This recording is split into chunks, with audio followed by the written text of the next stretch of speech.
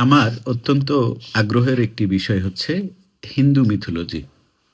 এবং হিন্দু মিথোলজি নিয়ে আমি খুব সামান্য পড়াশোনা করেছি বা এখনো করছি। এবং বিশেষ করে আমি অবশ্যই উল্লেখ করব বন্ধুবর ডক্টর কুশল বরণ চক্রবর্তী, যিনি কুশল বরণ চক্রবর্তীকে আমার সবসময় মনে হয় যে হিমসেলফ ইজ এ ইনস্টিটিউট। আমার মনে হয় আরকি, সে অন্য মানুষ কিভাবে কি নেয়, কুশল বরণ চক্রবর্তী হচ্ছে চিটাগং ইউনিভার্সিটির একজন শিক্ষক। তো তার লেখা আমি মোটামুটি প্রত্যেকদিন যত লেখা উনি আপলোড করেন, আমি সবগুলোই পড়ি।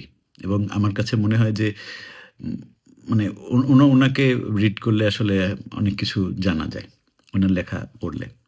আরেকজন হচ্ছে ইন্ডিয়ার নৃসিংহপ্রসাদ ভাদুরী।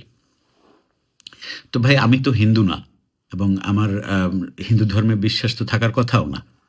সো আমি যেটা হয়, যেখানে যখন যতটুকু পাই, এটা আমাদের উপমহাদেশের একটি ধর্ম হিসেবে আ যখন আমি এটা দেখি, তখন বিভিন্ন জায়গা থেকে বা যে তথ্য পাই, আমি সেগুলো আমার মতো করে শেয়ার করি।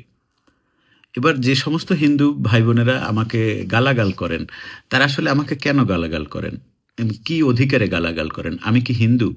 বা আমি কি কোনো আমার নিজের মন গড়া কোনো কথা বলি?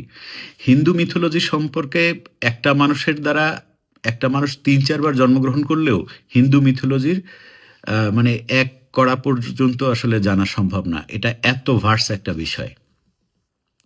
এবং আপনারা যারা শুধুমাত্র রামায়ণ মহাভারতে আটকে আছেন, তাদেরকে আমি কি বলবো, মানে মুখে বাজে কথা আসে। মানে এর আগে এবং পরে যে কতগুলো পাঠ, মানে যোগ্য বিষয় আছে, সে সম্পর্কে আপনাদের কোনো ধারণাই নাই।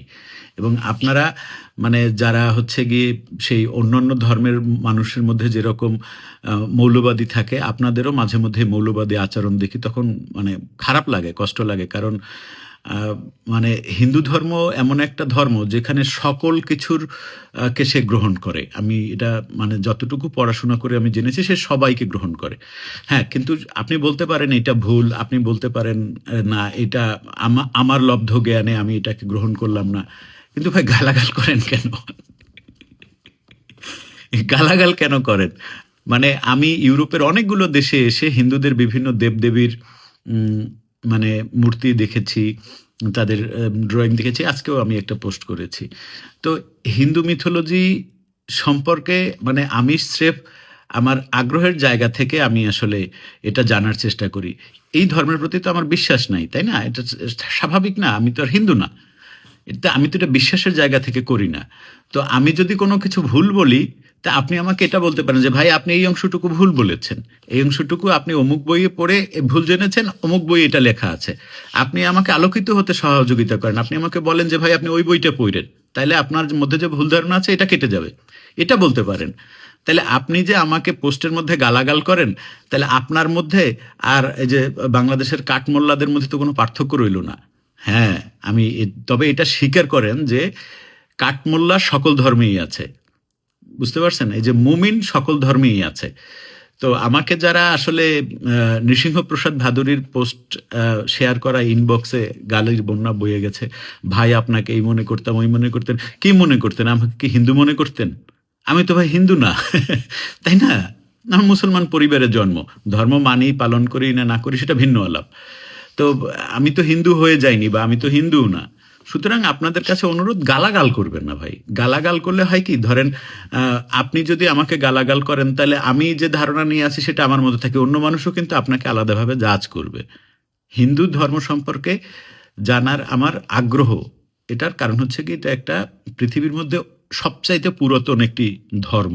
যদিও হিন্দু ধর্ম না, মানে হিন্দু ধর্ম আমি বলিও না, সনাতন ধর্ম বলি না, আমি বলি বৈদিক ধর্ম।